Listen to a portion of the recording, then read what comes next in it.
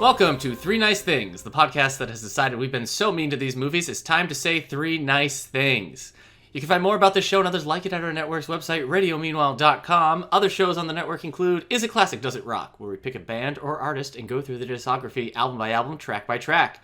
There's Previously on X-Men, where we look back on X-Men comics, movies, shows, characters, and more. Radio 64, Video Game Music Remix Radio, and 9021, Here We Go, a 90210 rewatch podcast.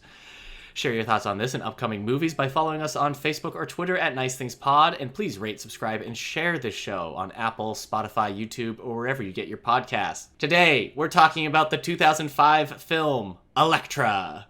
I'm Eric Mickles, known online as duskvstweak, and with me is sci-fi author and streamer, Crystal Storm. Hello! And Hannah. Hey. Thanks for watching this bad movie with me. Yep. She was saltier watching this movie than I was. She had so many, rude, borderline, flat out sexist comments about this movie. Oh, is that? Whenever I taunt a film, my taunting knows no bounds. Yeah, well, in case either of you didn't know, this is a spin-off of the 2003 film Daredevil. I knew that. Elektra had a budget. I did not know that. You didn't know that? I did not know that, no. Wait, is that 100% true? No, it's true. I had no idea. Wow. Okay. Well, yes, this is a spin-off film of Daredevil. Elektra had a budget between $43 and $65 million, and I understand $40 million. I don't know how this is a $65 million film. So all the special effects. It's got to be all the special effects. I guess maybe the marketing. I don't even. This is a January release, so I don't even know what the marketing. I don't understand why this is a spin-off because Ben Affleck's Daredevil wasn't that good. Well, did it do better than I think it did? Did people like that movie? I don't. When this movie was released, it earned a total of $57 million worldwide, which is either a little bit more or a little bit less than its budget, depending on which of those numbers was right. And this was according to thenumbers.com, and that makes Elektra the second lowest grossing Marvel superhero movie ever, only ahead of 2004's The Punisher, starring Thomas Jane.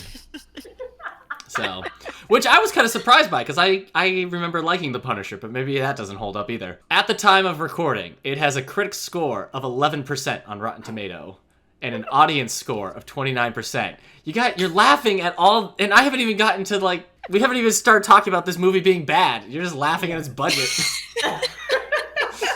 Sorry. I'm the All right, well then, we can assume, Crystal, you saw Daredevil. Yes. You saw the movie Daredevil. And did you have any memories of Daredevil the movies and Elektra in that film?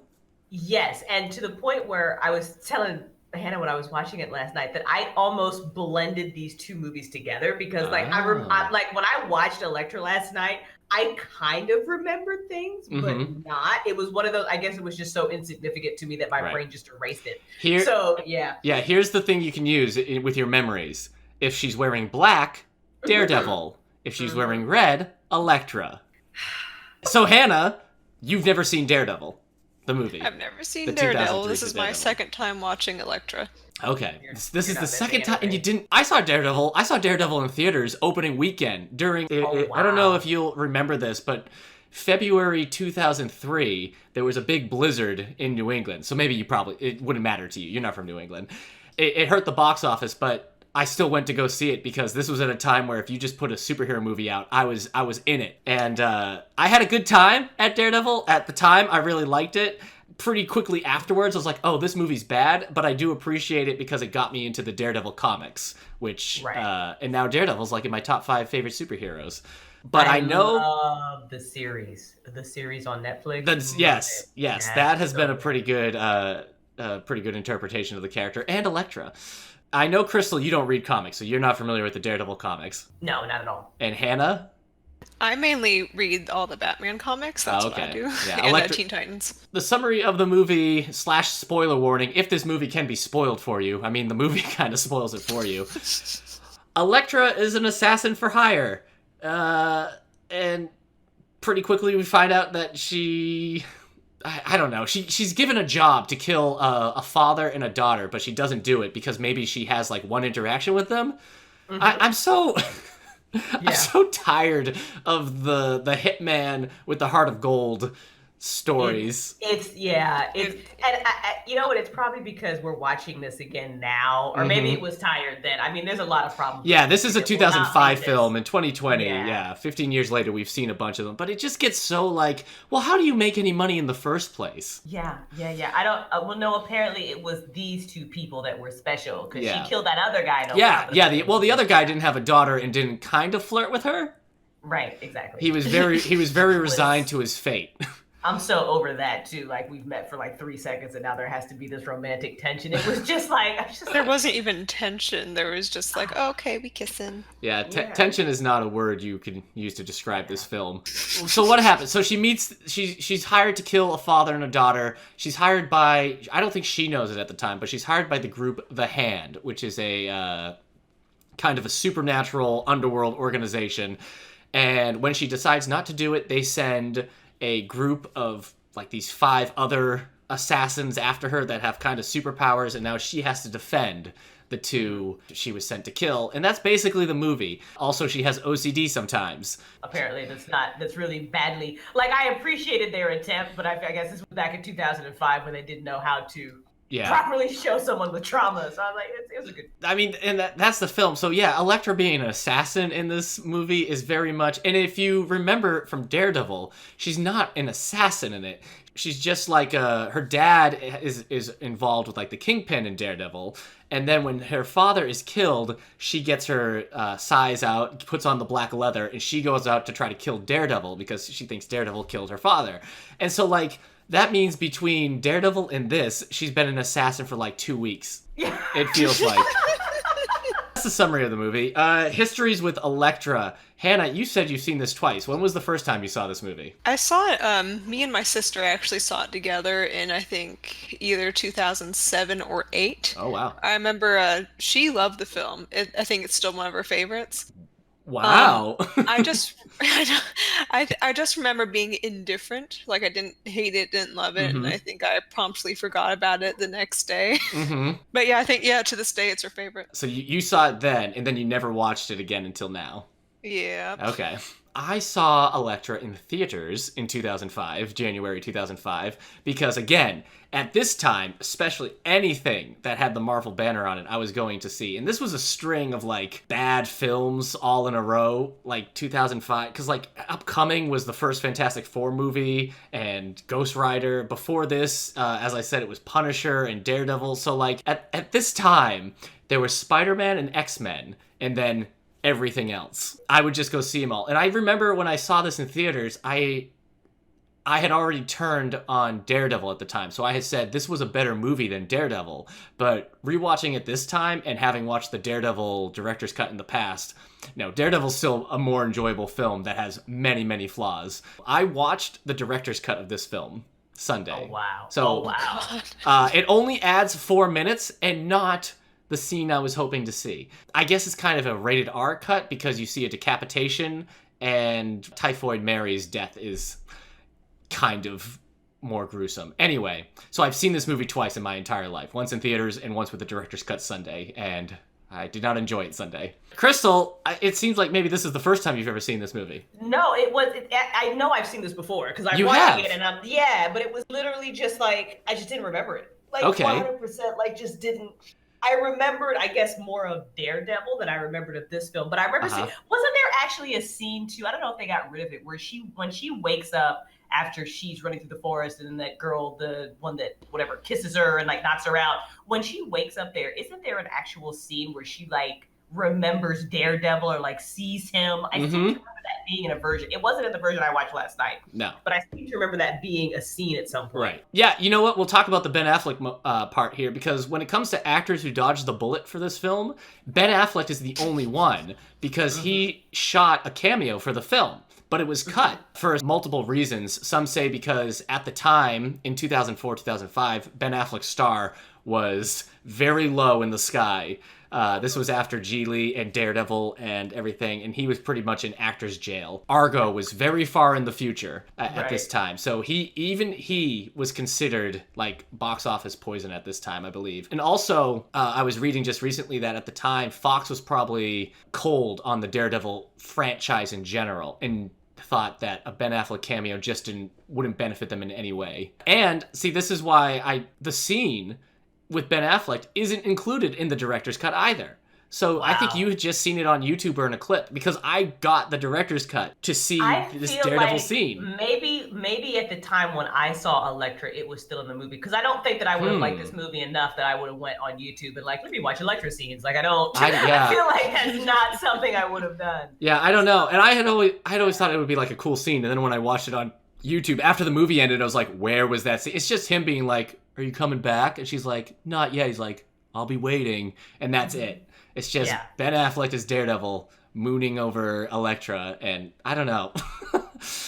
Anyway, it's not a great scene, but they cut it out so Ben Affleck can say that he dodged the film Elektra. Isn't that kind of crazy to think, you know what, cut out Ben Affleck? Yeah. 2004, 2005, it's a crazy time for everybody. All right, so talks for an Elektra spin-off had begun even before Daredevil was released in 2003. This was also around the time studios seemed kind of hungry for spin-off films. Fox had previously mentioned multiple spin-offs for the X-Men movies, such as Mystique or Storm. Halle Berry's character Jinx was being sold as a spin-off for the Bond series during Die Another Day. And Catwoman, if you count that as a spin-off. Actually, maybe that's just Halle Berry then. It always felt like every time a movie came out, somebody was like, oh, we're gonna spin it off. But then, none of the spin-offs ever happened. Probably except for Elektra. That's probably why, because they tried this one and they just... And I don't understand why this movie is so bad, because I was saying to Pixel Life, I love Jennifer Gardner. I am such a Jennifer Gardner fan. Yeah, she's great. If she's in a movie kicking ass, I believe it. I'm sold on it. I cannot take her seriously in this movie, and I don't know what it is. I don't know, something about I can't. I think she needs to play in her action roles. She needs to have this element of innocence in her character, because I think with her eyes and everything, you don't believe she's a stone cold killer, and I don't think they harness that at all with Elektra. I think they try. I don't know. Maybe not. Maybe I'm wrong. But she can do action, but in this it's just but also the action's bad in this, so they don't give her any good action to do. Yeah, that's also true. Yeah, anyway, there's just something. Yeah, I don't know. There's just something, and I don't know if it's her stupid, over-exaggerated walk that she freaking does. Yeah. Did you notice? I don't know if this was just me, but it seemed like sometimes her eyes were being saturated, so they were greener than normal, and then other times they were just normal green. Yes. And I couldn't tell what that was supposed to signify.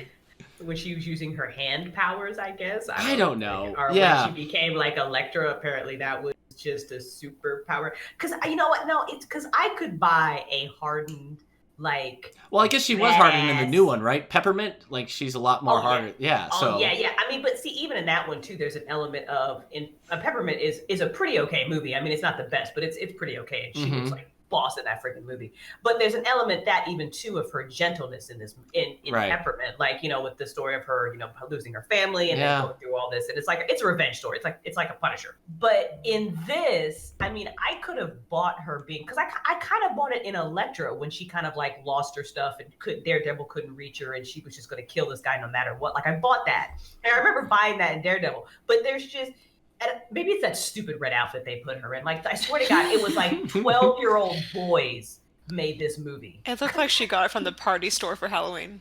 But here's the thing. I don't think, watching it now, I don't think it's even that...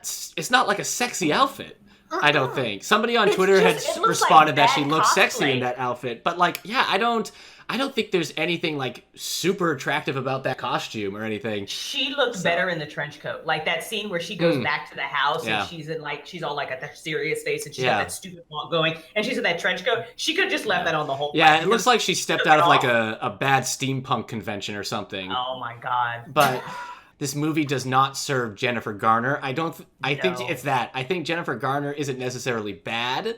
I think the movie is bad to Jennifer Garner. And she could be good in a better... But at the same time, as somebody who knows Elektra from the comics, and you've seen Elektra in the Daredevil TV show, I think Jennifer Garner isn't stone cold enough for the role of Elektra, because Elektra's pretty, she's almost like a force of nature that, like, when she sets her mind on it, she can't be reasoned with. I don't know. I think Jennifer Garner has the acting chops for that. I really do. Okay. I think she, and I'm a big fan of Elektra in the show. In the show. Yeah, I really like the character and how just kind of just batshit she was. She might have just been like a victim of the direction. Yeah, I mean, that's the thing. In the end, we just have to assume that Jennifer Garner could have done a better job had she been in a better Daredevil movie and a better Elektra movie. I don't think anybody's really going to blame Jennifer Garner. And guess what? Jennifer Garner didn't want to even make this movie. Daredevil had made money, but was considered a modest success by the studio, not a huge hit. And its critical reception was dour, never getting its own sequel. But Garner was contractually obligated to star in the spin-off. Oh no. However, she had to do this. At the time, Garner was able to dictate that she would only film her scenes for this movie during the summer break for her show Alias. So they had only about 60 days to make this movie because she was not going to delay her time in Alias to do Elektra. Good call, because Alias is awesome. So this makes a lot of sense too. Now it's rushed a little. It feels it. Like they don't, I feel like they don't know who they want Elektra to be in this movie. That's very true. Yeah. The director, Rob Bowman, was mostly known for his time on Star Trek The Next Generation and X-Files, along with his 2002 film, Reign of Fire, which I also saw in theaters and didn't hate at the time. So I'm just laughing at you saying that you don't hate it, but X-Files is good. So no, yeah. Well, I mean, I didn't hate Reign of Fire. It wasn't, but it was specific episodes of X-Files and Next Generation. You'd have to go online and look at the list of episodes and see how you like them. He did direct the X-Files movie in the 90s. What is that, Stop the Future? As I said, the director's cut of Elektra is 4 minutes long, and that's it. And all it really does is Elektra's handler, the guy who gets her the jobs, when he dies, you see the full decapitation. And when she kills Typhoid, the Psy goes right into her head and knocks her down. So I guess that's a little bit brutal. I don't see how that made it a rated R film, and it certainly didn't make it a better film, these 4 minutes. Daredevil, the director's cut, adds like 20 minutes, and there's a whole like subplot with Coolio in it that was cut out, and it's such a different night and day between director's cuts. But like, that's it. This is such an inconsequential film that there's not even like this bunch of this behind the scenes drama. Jennifer Garner got her hand sliced twice at the same time by Will Yun Lee in the same scene. But outside of that, like, there's nothing. There's no like an actor storming around dictating things, scripts being rewritten every day. It was just a rushed bad film, and it's not even an interesting behind the scenes story. Yeah, I can't believe he sliced her up twice. Yeah, I guess in one of the scenes he's supposed to, and he sliced her knuckle, so they wrapped it up, and then they did it again, and he did it again in the same spot. What I do? I don't think he meant it. I think he was just trying to do his best here. Oh man, I guess we should also say that like Terrence Stamp is in this film, who played Zod and was in episode 1. He's like, you know, he's an actor. A guy from ER, it plays the Mark Miller. Oh my gosh, and that's another thing. The character that Elektra is kind of kissy about, the dad of the girl, he's named Mark Miller, but Mark Miller, the comic book writer, has no connections to Daredevil, the comics. But his last name is spelt like Frank Miller, who is responsible for a lot of stuff in the comics and created Elektra. So I just don't get it. It's just one of those things that I feel like is for me, the comic book fan, but I don't understand how. It's like, it sounds like it's just there just because. Yeah. Will Yun Lee, he played the lead in Sleeping Dogs. Oh, that's what. Will Yun Lee is the one who is leading the group of assassins. Yes. Okay. Yeah. He is also Takashi Kovac in Altered Carbon, and he's great in that. Oh. And he also was in The Wolverine, the one where Wolverine is in Japan. He played Harada, who runs around with a bow in that film. So, like, he's good, too. I just finished Sleeping Dogs last night, and, like... Wasn't it great? He's good in that. He's good at all the acting. You think he should be the one that plays that character in a Sleeping Dogs movie. So, like, there's just people who know how to do their job having a bad time in this film. So, post-release of this movie, the film has been credited as effectively killing Garner's career as a lead actress. Scott Mendelson wrote an article for Forbes titled "Ben Affleck Survived Daredevil, but Jennifer Garner Never Recovered from Elektra." Because right before this movie, in 2004, she had her 13 Going on 30 film, where she was like a lead in that, and Daredevil was like her first big movie role. But after Elektra, it's all just like girlfriends or side roles until something like Peppermint. It's not fair. I don't think that should have been the Hollywood result. No, not at all. She's great. But I mean, especially if you look at Alias too. I know it got Alias was canceled. Alias had one season after Elektra, so even I have to wonder if was Alias canceled because of Elektra? That, you know what? I don't see, because I'm a big Alias fan. It's like one of those shows that if I watch it, I'm going to end up watching like the entirety of it because it's just that good. But the later seasons of Elektra kind of suffered like a lot of shows do, where it just kind of started getting dumb. So I can see why interest in Alias kind of waned, and then maybe Elektra didn't help that. It was like a 1-2 punch, yeah. Yeah, but Alias started getting kind of dumb. Yeah, okay. And the character Elektra wouldn't return to screen again until 2016 for the second season of Netflix's Daredevil, played by Elodie Yung. Yeah, she's great. I love that. Yeah, I was much more into that Elektra. Yeah, it was great, and I loved her in Defenders too. That was just phenomenal. Yeah. So yeah, Defenders is rough because every now and then like characters will make fun of Daredevil in that thing because he takes it all so seriously and he's in a costume, and every time they like tease him about it, I'm like, shut up, leave him alone. You don't know what you're talking about. So I'm very protective of Daredevil when he's hanging out with the group in Defenders. That's hilarious. Yeah. Anything else you guys want to like complain about this movie with before we have to say nice things about it? Hannah, I know you said you were like pretty salty and volatile about this film. Are there things specifically you need to get out of your system before I make you say a nice thing about this movie? It's just it's one of those things where I would watch it again, like if I knew someone that hadn't seen it yet, I'd sit down and watch it with them, so I don't have like a vast hatred for it. It's just, I wish they had maybe put her hair up in a bun during fight scenes. You don't like the bangs? I hate the bangs. It's just so crazy because she doesn't have bangs in Daredevil, but this is how we know she's living a new life. She's got bangs. Take her seriously. I wanted to buzz the bangs off. She has bangs, and then the girl that is thinking that Elektra is like the coolest person on earth, then does her own hairstyle to have bangs. And this movie is just so silly. It's just bangs everywhere. I really want to know, the guy who wrote this, did you even read the comics? Really, it feels like this movie feels like bad fan. It really does, with a real, you're squandering all these good actors and kind of cool special effects. And the hand, whatever. Elektra King from James Bond has bangs, but that doesn't count. It's frustrating for a lot of things because this film is being a spin-off of Daredevil, but it's using a lot of elements from Daredevil, the comics, for Elektra, like Stick and the hand and all this stuff, but also Typhoid Mary, who is like a pretty cool villain character in the Daredevil comics, is just absolutely wasted in this dumb hench person role that doesn't even have her have the same types of powers. It makes me mad. Crystal, when we did Fantastic Four, I felt this way as well. I can get through like a bad film, especially if it's like a train wreck of a film and you just kind of watch it like when we watched Island of Dr. Moreau, I was just like, this is fascinating. It is so bad. But something like Fantastic Four 2015 or this Elektra film, I cannot do boring bad. Yeah. And this movie is just boring bad. It thinks it's being thoughtful when it's just being plotting. It thinks it's being poetic when it's just being boring. Like the scene with all the sheets and everything.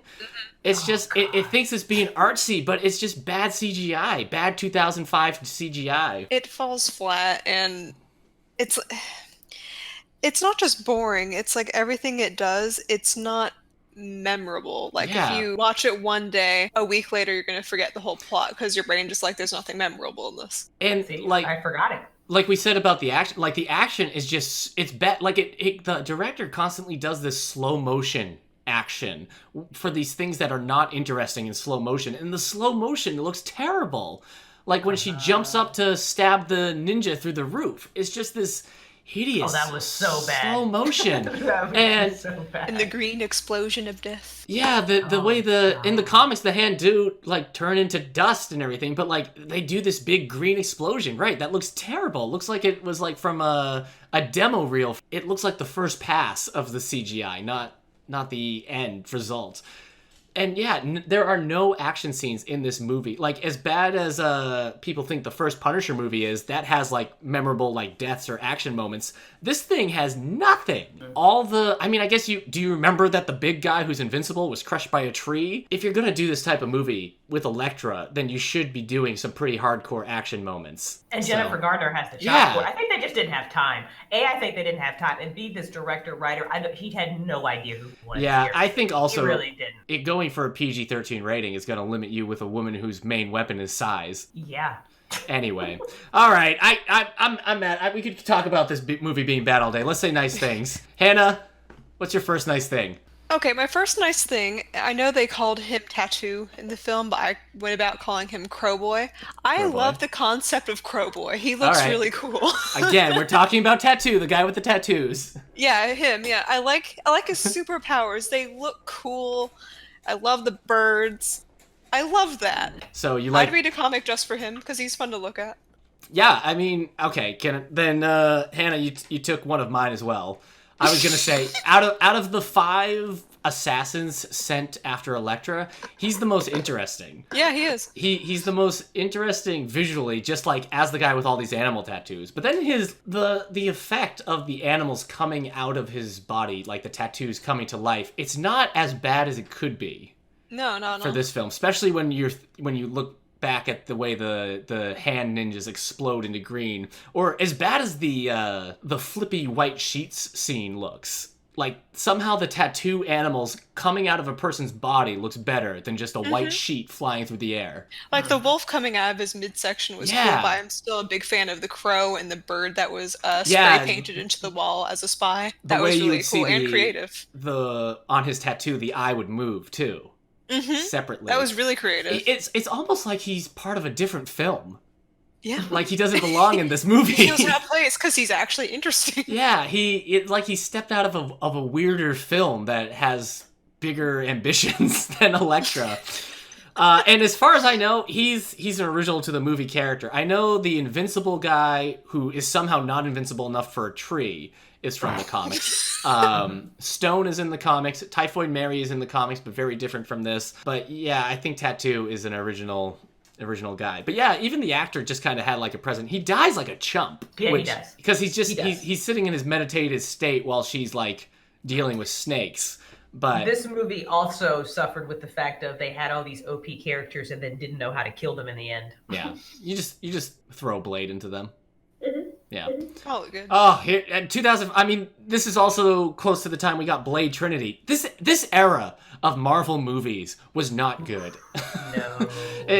We were waiting for Iron Man to start a new good franchise, and Batman Begins to like really revitalize things in 2005. So Hannah and I agree on one of our nice things: the tattoo henchman. Yeah, or Crowboy. Crowboy seems a little. I mean, he's a man, Hannah. He's an adult man. You're not calling him Crowman. So, like, how do you make a movie like Elektra? The movie The Crow from like the early 90s had a lower budget than this. How do you not make something at least on par with The Crow? I don't know. Oh, all right. I gotta stop thinking about it. I gotta stop thinking seriously about this film. All right. Well, that was also one of my nice things. So then, Crystal, what's your first nice thing? My first nice thing is Jennifer Gardner. Jennifer Gardner and her amazing, that one scene where she's doing those one-arm pull-ups, and even though she is more in shape for Peppermint actually than she was for this movie, she's still in amazing shape. Yeah. And Jennifer Gardner. So Jennifer, she is the light in all of this. Even though I can't take her seriously in certain scenes, she is still the light in all, because I believe her as like a fighter and that. But Elektra, she puts on that red outfit and that just goes out the way, just because she looks so ridiculous. I'm just like, it just annoys me because you're so badass. Why are you in this stupid outfit? But well, it's because the character has like a red outfit in the comics, but it doesn't look like this like corset kind of thing that she's wearing in. It's more flowy and whatnot, though probably more revealing in the comics. Yeah, it doesn't look great. I think they were trying to appeal to comic fans by putting her like, look, she's in red now instead of the black leather. But you know what? People like people in leather for a reason, as opposed to this weird red outfit. But yeah, you like Jennifer Garner, which is interesting because she did not pull me into this film at all. I mean, the movie is still boring, but if Right. you're asking me to say nice things, Dusk, and they're limited, so we're gonna. Yeah.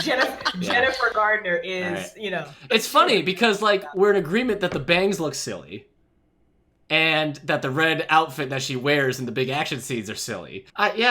I don't know. Again, yes, it's not her fault that this movie is bad. All right, well, I'll let you have Jennifer Garner then as your first nice thing, even though we can't think of a single thing Elektra does in this movie. That's good. Let's see. All right, well, Hannah, hopefully your second nice thing is not the same as my second nice thing. All right, well, we'll see. I'm a simple woman, and I have like in like fiction or shows, I have the Buzz character that I always enjoy.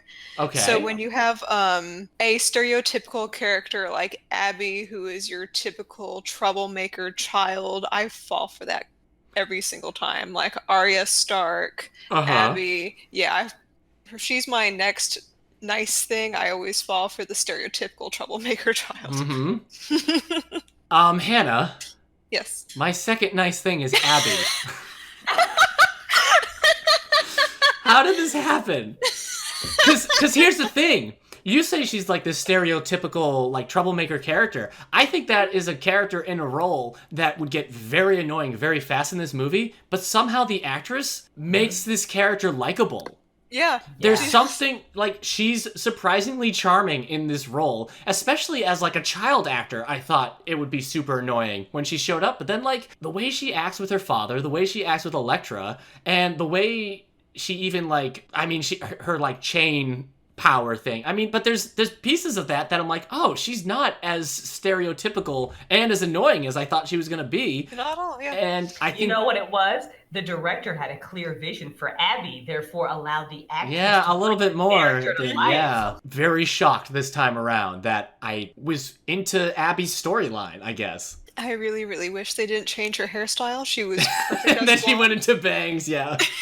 So she was adorable as a blonde. They should have kept that. Yeah, that actress has gone on to play other roles. Kirsten Zine, though I think she was going under another name at the time. Kirsten Prout. She was in Kyle XY. Did anybody watch that? She was in that for a while. Mm-mm. Okay. All right. Well, the point is, Kirsten Zine played Abby charmingly, and I was shocked. And I'm shocked that I wasn't the only one thinking that. So, Hannah, you better not have the same last nice thing as me, but I don't think you will this time. I probably don't. I honestly don't think so. Crystal, I had to struggle for this one. Okay. You know, even though you're saying nice things, I can still hear the salt pouring out of your mouth as you're saying nice things. I can still hear you crunching salt. Crystal, what's your second nice thing? I liked the idea behind the hand. I liked their kind of, even though it's like badly explained or whatever, but I like the mythology of like these assassins having these cool like special powers and things that they can do.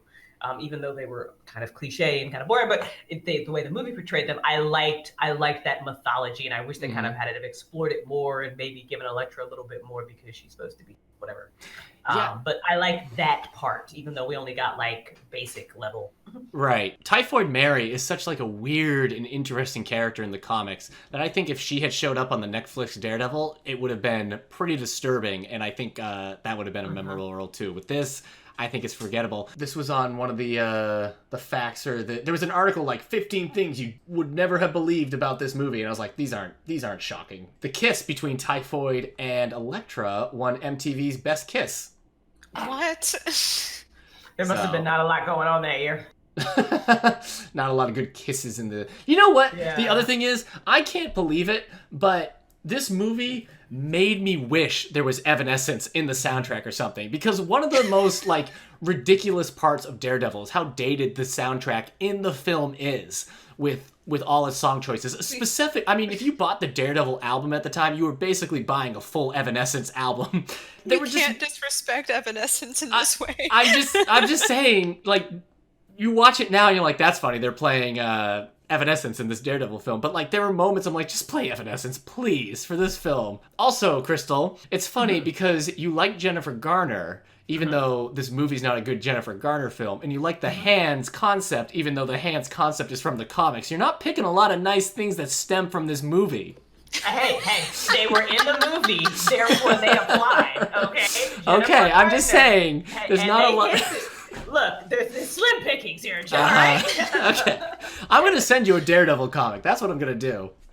I love the TV show. I'm so Yeah. sad it got canceled because season 3 was fire. Like season 1 and season 3 were just like, holy Yeah, I crap. know people don't love. I know season 2 of Daredevil has a kind of a mixed review, but I actually kind of liked it because of all the stuff that people seem not to, like the more of the Hand and Elektra and everything.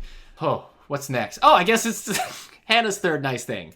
Hannah, you have a third nice thing, third and last. So, okay. Something I do appreciate about this film, though, it's going to sound odd, but bear with me. Every big film company like Marvel or DC, and Elektra is Marvel, correct? Yeah. Okay. Every big film company like that is going to have bad films. So even as annoying as Elektra is, she is definitely not the worst film you can have. Okay. Sometimes it could be slightly enjoyable, maybe. So your third thing is that Elektra is not as bad as it could be. No, I mean, like, in terms of Marvel, if you're going to have an film, Elektra is a good one to have. It doesn't bring your brownie points down too much. Okay, right. Okay. Boy, you really had a hard time with these. You know what? My third one is kind of a cheat too. It's not the same thing. I was trying to get creative here with my third one. This was before the MCU. This was 3 years before the MCU would even, start planting the seeds with Iron Man. So this is just when all the Marvel properties were just out there and owned by everybody. So you can't really blame Marvel. At the time, this movie was being produced by Avi Arad, who was pretty much in the Kevin Feige role for a lot of Marvel movies. Like anytime you saw a Marvel movie being made, no matter what the studio was, Avi Arad was there as kind of like the guy trying to get the comic book elements in there a little bit. With this film, even Avi Arad was like, we're never going to rush a film like this again. Yeah. Good. Yeah. This is a good, bad movie to have in Marvel's repertoire, is Hannah's last nice thing. It doesn't bring down your bring down your image, your street cred. Yeah. So I think it's a very, standard film to have, and that's a good thing. All right. I'm trying to be creative. Okay, yeah. My last nice thing is also a cheat, and it doesn't necessarily play in the movie, but it kind of plays to the studio a little bit. It has that classic Marvel logo in it, the comics flipping and everything. Mm-hmm. And it's always kind of the same with a lot of generic superhero stuff in there. X-Men 3 changes it up by having X-Men comics being flipped through that are relevant to the plots in that movie, which I remember appreciating. And Elektra does it as well. Like, all the comics being flipped are Elektra comics. You know that they don't do it that much with that logo, which you think they would because they can. And the Fantastic Four movies don't flip through Fantastic Four comics. Anyway, I'm saying I appreciated that this movie took enough interest to specifically have Elektra comics in the Marvel flip thing logo. It's just one little element. I was like, oh, that's cool. I like those comics. And then the movie starts. I'm like, oh, right. So kind of a cheat because it's just the logo flipping, but it's an extra element of effort that they didn't have to put in. So if Hannah can say that this movie is a good movie to have been a bad movie, I can say I like the Elektra comics being the flippy comics. You can totally say that. No, that's when fair. you got a film that's so unmemorable, you gotta use your imagination. Yeah, right? So I honestly don't know why Marvel didn't customize those comic flips. Like with the Hulk movies, they're like, oh, look, it's green now. I'm like, okay, but throw in the Hulk comics there. It's just, anyway. I like that's my three nice things. I like Tattoo, I like Abby, and I like the flip titles that have the Elektra comics in them. That's fantastic. All right. Those are good three nice things. Crystal, what's your third nice thing? Let's see if it actually stems from the movie, though. I know I just said the flippy thing, but everything I said stemmed from everything is attached to this movie. Yes, no one will deny that. The soundtrack, even though what? Even though it doesn't have Evanescence in it. Even though it didn't have to have. There's not a Limp Bizkit to be found in this soundtrack. Thank God, it did not have Evanescences. And even like I thought like the soundtrack was like oddly placed in some scenes. I enjoyed it. Like when she's walking around the house like OCD and everything, I thought the epic music was a little over the top because she's just being OCD. But I like epic music, so I enjoyed it. Like this is a soundtrack I would go and look up. Wow, I'm glad that happened because I just saw this Sunday and I cannot remember a note from the movie soundtrack. Me either. I guess it did have you're right. It did have like that kind of like overly intense soundtrack at times, especially when she's like prepping her sniper rifle. Yeah. And getting the weapons ready to kill the people she's never going to kill. Exactly. Yeah. But I like the music that was playing, even though it didn't work for the scene. You know, this movie doesn't deserve like a bonus nice thing, but I will say, while the film's opening is not as cool as it could be, with the guy telling the story of Elektra and running from her and everything as she's like wiping out his bodyguards and everything, the concept is there, I guess. With the guy being there, like, she's gonna show up and she's gonna kill us and then we can't get out of here. Like, that's kind of cool, but, you know. All right, that's just a quick bonus one, because I felt like I was cheating with I like the logo. Thanks for saying those 3 nice things. Hannah, you've already said you would watch this movie again. Yes, I would. Even though this time around you had nothing but bile for it. Yep. Okay. It's like I don't like the film, but my hatred for it is nowhere near as vast as other films. Okay. So it's kind of like in the middle. I can tolerate you. Crystal, what about you? Are you ever gonna watch Elektra again? I mean, I would if it was like on and I had nothing else to do. I have to imagine that if you had nothing else to do and this movie was on, you could think of something else to do. Yeah, I think so too. I mean, I'd rather watch Peppermint, to be completely honest. Okay. Like, if I'm gonna watch a Jennifer film and I want to see her like just kick ass and look amazing, that makes me want to like go work out, then I could just put on Peppermint. Okay. I haven't rewatched this movie since I first saw it in theaters in 2005, so it's been 15 years since I watched this, so I think it's probably safe that I will never rewatch this film, unless someday I'm hanging out with somebody and they're like, I've never seen the Daredevil movie, can we watch it? And then they love it so much, they must watch this sequel. But I might even then just be like, you know what, watch it yourself. I'm not doing this. It's Dusk, I feel like we need to get Peppermint actually on the show because it is 1% higher than Elektra is. It's got a 12% rating. Is Peppermint considered that bad? Oh, okay. Apparently. All right, yeah, I'll check that out. We'll get it. And if it's supposed to be as bad as it, we'll see. Like, I watched this Sunday morning. Like, I woke up and it was the first thing I did. My wife was still asleep. I can kind of, like, it has this kind of, because it's so boring and whatnot. It definitely is a movie you should watch on, like, a lazy Sunday morning kind of situation. But I can't ever imagine it being, like, my Friday night and, like, what are we going to watch? Elektra? All right. It's interesting because, like, after I got out of the theater Daredevil, I was like, I don't know anything about this character. I need to read the comics. And then I fell in love with the comics. But I can't imagine, if I hadn't known anything at the time, walking away from the Elektra movie and being like, what's this world? I gotta get into this. So no, hopefully I will not have to rewatch this film in my life. Hannah and Crystal, thanks for watching this movie with me, though. I know it wasn't easy. Yeah. We make the sacrifice so others don't have to. I had 4 extra minutes I'm just gonna throw out there. Hannah, do you want to tell people where they can find you? You can find, I'm mainly referred to as Pixel or Lucky's Pixel. You can find me on Twitter, Instagram, Etsy, and Twitch. My Etsy store is Pixels Pretties, and that's where I put all my crocheted creations. Eventually there's going to be other crafty things. Your dapper Lovecraftian monsters.